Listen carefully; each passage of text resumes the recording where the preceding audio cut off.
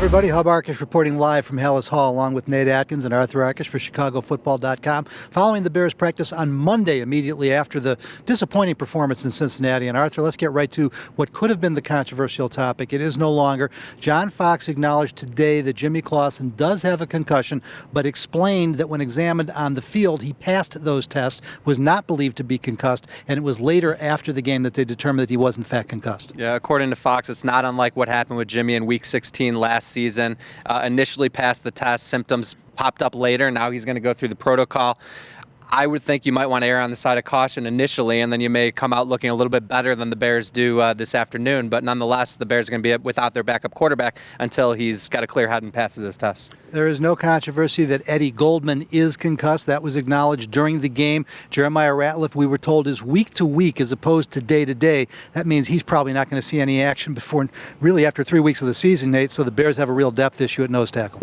Yeah, they really do, and I guess if there's a positive out there, it's just the play of Will Sutton, but he's only one guy right now. We still don't know what the status really is with Ratliff or with Goldman. Ratliff obviously isn't going to play the first 3 games anyway, and so this is going to be an opportunity, I guess, against the Browns, just one last preseason game to see who can finally step up that we haven't seen so far. John Fox not willing to go into any specifics on his roster. Position battle still going on, trying to get to the 53.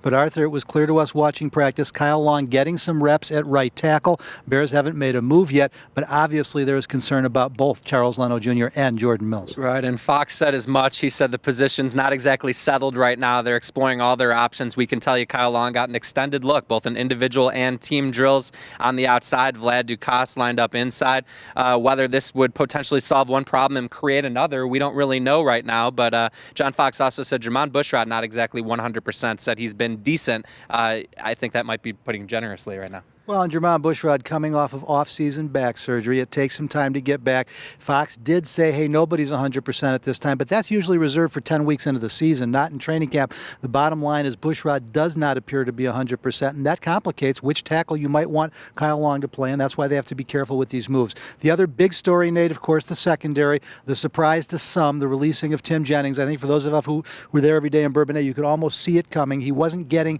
the reps or the chances, and John Fox was honest about it. He said, hey, it's not personal. We just have other guys we like better. Yeah, and one of those guys we seem to think is Alan Ball right now. I mean, he talked with us today and just says he thinks he feels a lot healthier than or at least more confident in his health than he did early on in training camp. He's, of course, coming off an ankle injury, also a bicep injury from last season.